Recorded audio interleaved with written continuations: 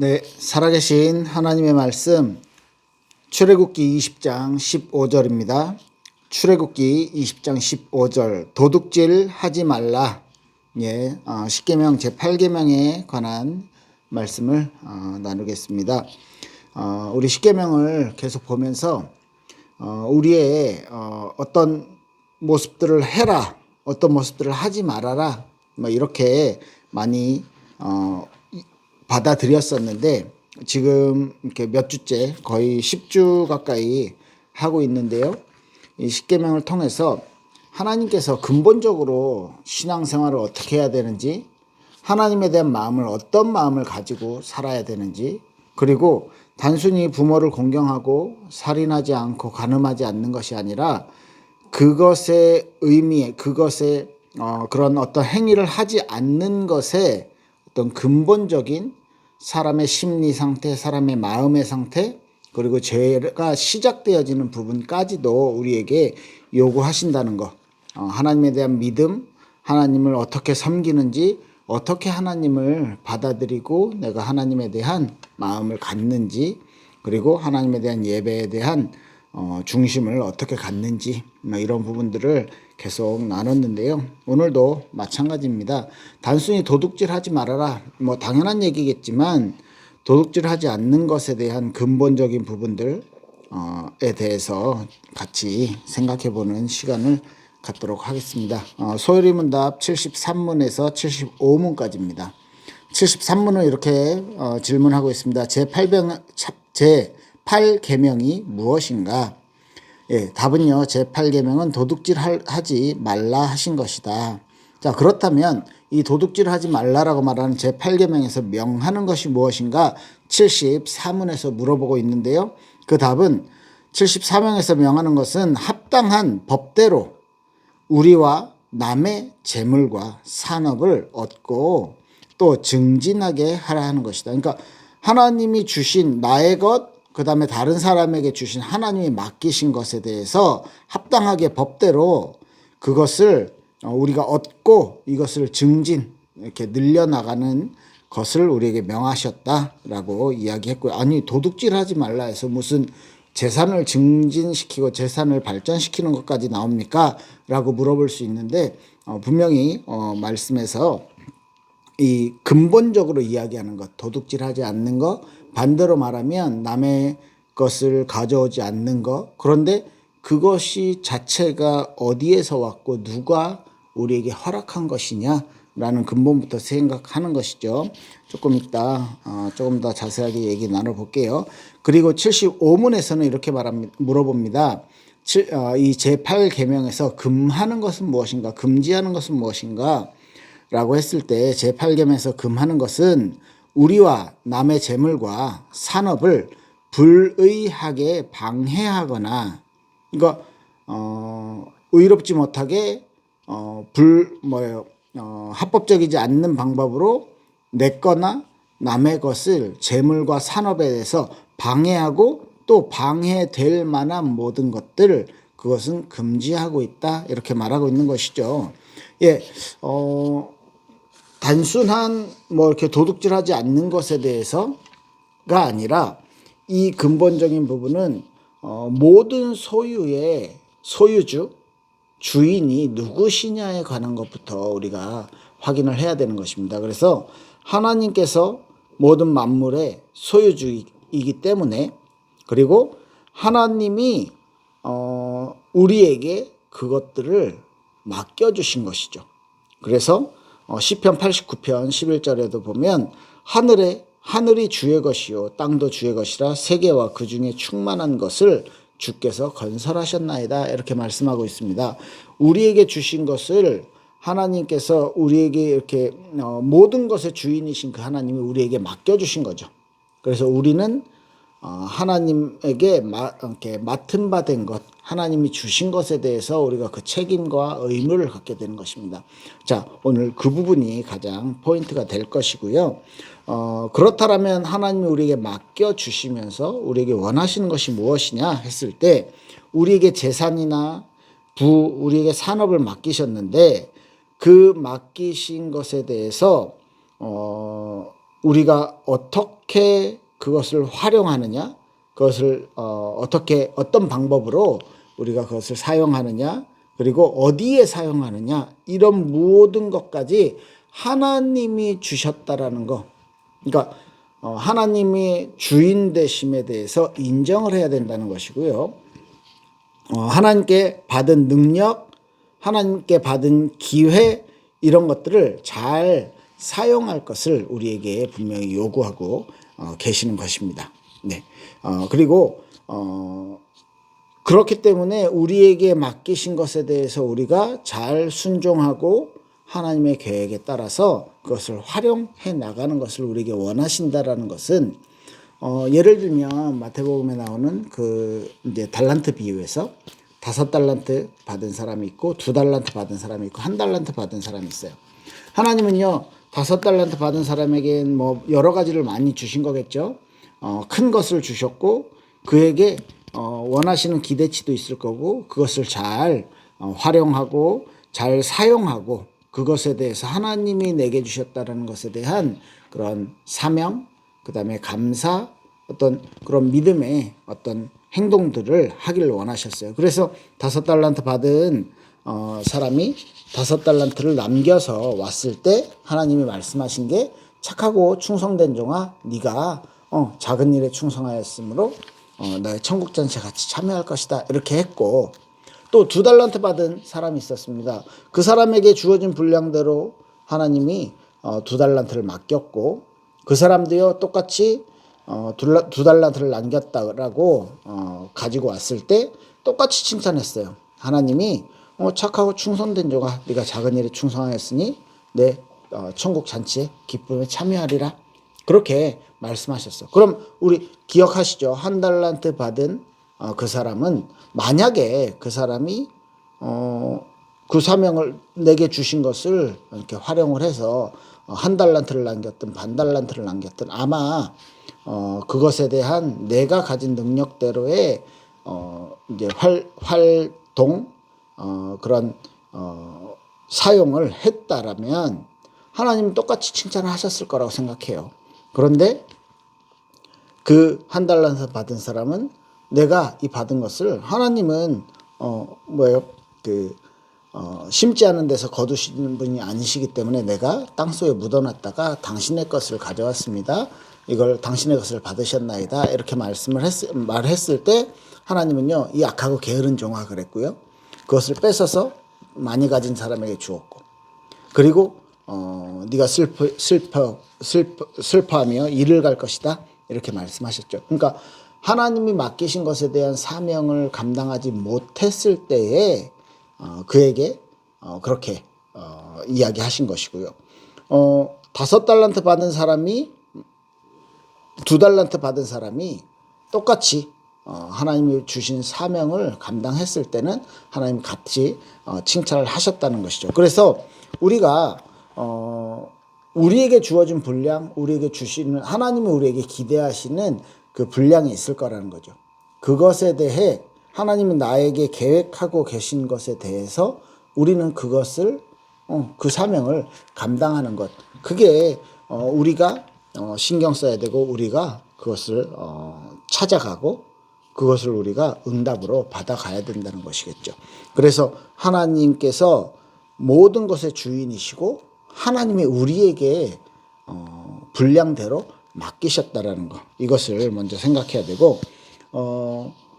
어떤 크리스찬들은요 세상에서 세상의 기준을 갖지 않기 위해서 돈을 굉장히 내가 할 수 없이 생활하는 데 써야 되지만 필요하지만 이것을 굉장히 죄악시하고 막 멀리 하려고 하는 그런 경향도 있어요. 근데 돈 자체가 그죠?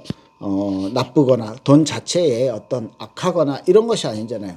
성경도 분명히 말하는데요. 디모데전서 6장 10절에 돈을 사랑함이 일만 악의 뿌리가 되나니, 무슨 말입니까? 돈이 우리에게 악하게 되는 것이 아니고 내가 돈을 사랑하는 그 욕망, 그 욕심, 그게 모든 악의, 일만 악의 뿌리가 된다라고 말하는 거죠. 그래서 이것을 탐하는 자들이 미혹을 받아 믿음에서 떠나 많은 근심으로 자기를 찔렀도다. 그죠?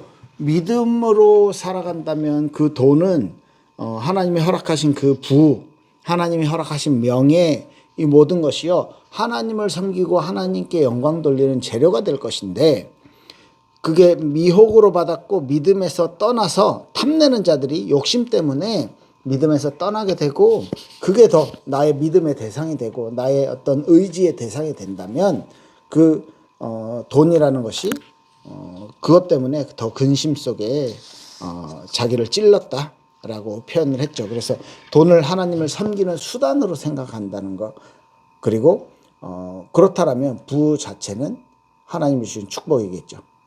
그래서 우리가 의무에 대한 그 5달란트 받은 사람이 2달란트 받은 사람이 남겼던 그 의무에 대한 완수, 우리가 의무를 이행했을 때에 하나님께서 주시는 칭찬에 대해서도 분명히 생각을 해야 된다는 것이죠.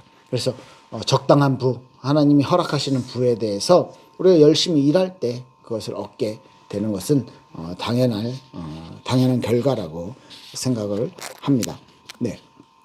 그렇다면 오늘 도둑질 얘기를 했는데, 도둑질 하지 말라라고 했는데, 생각해보면 도둑질을 하지 말라라고 했을 때 우리가 불법적인 것을 생각하는 거죠. 그러니까 뭐 예를 들면 성경에서 나오는 내가 재물을 얻는 방법으로는 뭐 첫 번째로 뭐 유산이 있겠죠. 부모에게 물려받는, 뭐 아브라함이 물려주고 이렇게 했던 그런 유산에 대해서라든지, 그 다음에 내가 열심히 노력해서 내 재물을 이렇게 모으는 거, 뭐 예를 들면 야곱이 했었던 일들, 뭐 그런 것들이 있었겠죠. 자, 이런 것들을 아니고 불법적으로 얻게 되는 거, 뭐 예를 들면 내가 당연히 의무로 받았는데 뭐 게으른다든지, 게을러서 하나님의 것을 내가 그 의무를 다하지 못하는 것 또한 하나님의 것을 도둑질하는 거라고 표현을 했고요. 그리고 뭐 이제 일확천금을 노리는 뭐 도박이라든지 이런 것도 있겠죠. 뭐 반대로 얘기했을 때 낭비, 그 다음에 사기쳐서 다른 사람을 속여서 다른 사람의 것을 뺏는 것 또한 도둑질 중에 하나라고 볼 수도 있을 겁니다. 그래서 남의 재산에 손해를 끼치지 않는 거, 그 정도를 넘어서 하나님이 내게 주신 것을 가지고 내가 잘 벌고 잘 지키고 잘 관리하고 잘 사용하는 아주 종합적인 부분들을 같이 생각을 해보면 좋을 것 같아요. 그래서 74문에서 우리와 남의 재물과 산업을 얻고 또 증진하라는 것, 이걸 우리에게 명하는 것이고, 금지하는 것은 그걸 방해하고 방해될 만한 것, 그러니까 속이고 다른 사람의 것을 갈취하고 이런 부분들까지도 이야기하는 것입니다. 그래서 자신의 일에 성실하게 하는 것, 그리고 다른 사람의 외형적인 재산을 위해서 함께 노력하는 것까지도 포함이 되는 거죠.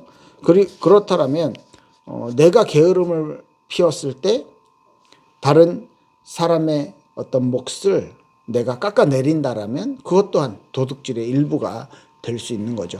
자, 그런 의미에서 우리는 하나님 앞에서 성실하게 일을 해야 하는 부분, 그리고 하나님께서 내게 맡기신 것에 대해서 성실하게 감당해야 되는 부분, 이제 여러 가지 생각을 해야 될 것입니다. 네. 그렇다면 우리가 이 도둑질의 어떤 금지된 도둑질이죠. 이것에 대한 도덕적인 부분을 좀 우리 일상생활에서 생각했을 때 예를 들면 물건을 팔아야지 내가 이익을 얻는데 이게 별로 좋은 것도 아닌데 이거 너무 좋은 펜이에요 라고 이야기하면서 이걸 가지고 이런 것들을 할 수 있어요 라고 과장된 광고, 우리 현실에서예요. 그런 것 또한 10계명 8계명에 의해서는 좋지 않은 거겠죠. 그러니까 우리는 항상 도덕적 갈등을, 도덕적인 그런 하나님 앞에서의 기준들을 가져야 될 것인데, 반대로 말했을 때 이 펜의 안 좋은 점을 숨기는 거, 그래서 이것이 뭐 괜찮은, 이렇게 안 좋은 점이 분명히 이렇게 있는데 이것은 너무 좋은 거예요 라는 부분만 강조하는 것 또한 우리가 보통 광고에서 그런 부분들 좋은 점을 극대화시키는 거, 안 좋은 점을 가리는 거, 이게 기본적인 것이라고 하는데 생각하는데 그렇게 했을 때 우리는 크리스찬으로서의 어떤 갈등들 또한 있을 수 있겠죠. 양심에 걸리는 부분. 그래서 우리의 현대인의 삶은 참 크리스찬의 어떤 신앙 양심으로서 굉장히 뭐라고 해야 될까요? 이 경계선에 있는 부분들이 참 많을 것 같습니다. 그래서 죄라고 여겨지는 부분들을 최대한 줄이고 지혜롭게 살아갈 수 있도록 하나님의 은혜와 지혜를 구해야 될 것입니다. 네. 그렇다면 우리가 죄를 짓는 것과 우리가 손해를 보는 것, 그래서 이걸 양심에 걸려서 손해를 보는 거 어떤 게 더 유익할까? 그건 이제 하나님 앞에서 개인적으로 선택을 하셔야 될 것이고요. 또 다른 의미에서 볼 때 이 도둑질하는 부분에 대해서 볼 때 그 유명한 그 고전 문학이죠. 그 장발장 이야기를 보면 어쩔 수 없이 정말 굶어 죽기 직전에 빵을 훔쳤는데 그것 때문에 몇십 년 동안 이렇게 감옥에 가게 되고 이런 거죠.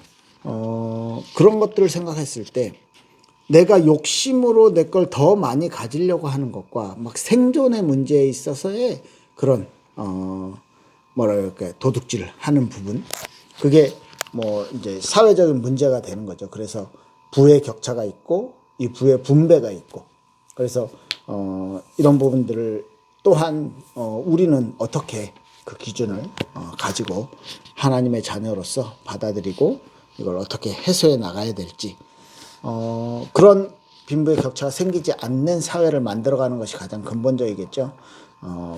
어떤 의미에서는 너무 유토피아의 이상향에 가깝겠지만 그래서 성경은 말합니다. 가난한 자들을 돌아보라고, 그리고 과부와 고아들을 돌아보라고 이야기했고요. 수확을 할 때 한쪽 귀퉁이를 놔둬서 그 사람들이 먹을 것을 이렇게 얻을 수 있도록 하라라고. 그래서 다른 사람의 궁핍함에서 벗어나게 그것을 돕는, 지금으로 말하면 도네이션, 기부하는 부분, 어려운 친구들, 제가 지금 일하고 있는 NGO 비브리지에서 그런 일들을 하고 있는 것이고요. 그래서 그게 사실은 내 걸 나눠주는 게 손해라고 생각할 수도 있지만, 하나님께서, 예수님께서 그 부분을 우리에게 명령하셨다라는 것은 하나님이 다른 방법으로 우리에게 채워주시는 기쁨과 또 하나님이 주시는 만족감과 행복함, 그런 것들이 분명히 있을 거라는 것입니다. 그래서 이 도둑질하지 말라라는 부분을 우리가 우리 현실 생활에서 아주 좀 면밀하게 검토도 해보고 적용도 해보고 할 수 있으면 좋을 것 같아요. 왜냐하면 이 부분이 굉장히 현실적인 부분이거든. 그래서 아까 말씀드렸듯이 갈등되는 부분들, 굉장히 경계선에 있는, 내 양심에 꺼리끼는데 이걸 이렇게 해야 될까라는 부분들, 우리가 지혜롭게 하나님 앞에서 하나씩 정리해 나갈 수 있는 그런 부분들, 우리 10계명 8계명을 통해서 도둑질 하지 말라가 단순히 남의 것을 훔치는 거 말고 나와 다른 사람, 내 이웃에게 주어진 것을 잘 그 사명을 감당하기 위한 노력, 또 반대로 나에게 주신 것에 게으르지 않고 남에게 주신 것이 손해보거나 불이하게 방해되는 모든 것들을 우리가 막는 것까지도 우리가 같이 생각을 해야 할 것입니다. 네, 그렇게 해서 10계명 8계명에 대한 이야기들을 좀 한 주 동안 내 삶에 한번 적용해 보시는 여러분들의 신앙생활 한 주간의 삶 되시길 바랍니다. 기도할게요. 하나님 감사합니다. 우리에게 주신 이 10계명을 통해서 하나님을 근본적으로 알아가고 하나님의 것을 찾아가는 저희들 될 수 있도록 내 신앙생활에 내 일주일의 삶 속에서 가깝게 하나님의 뜻을 찾아갈 소원하오니 하나님 은혜 주시고 축복하옵소서. 예수님 이름으로 기도했습니다. 아멘. 네, 감사합니다.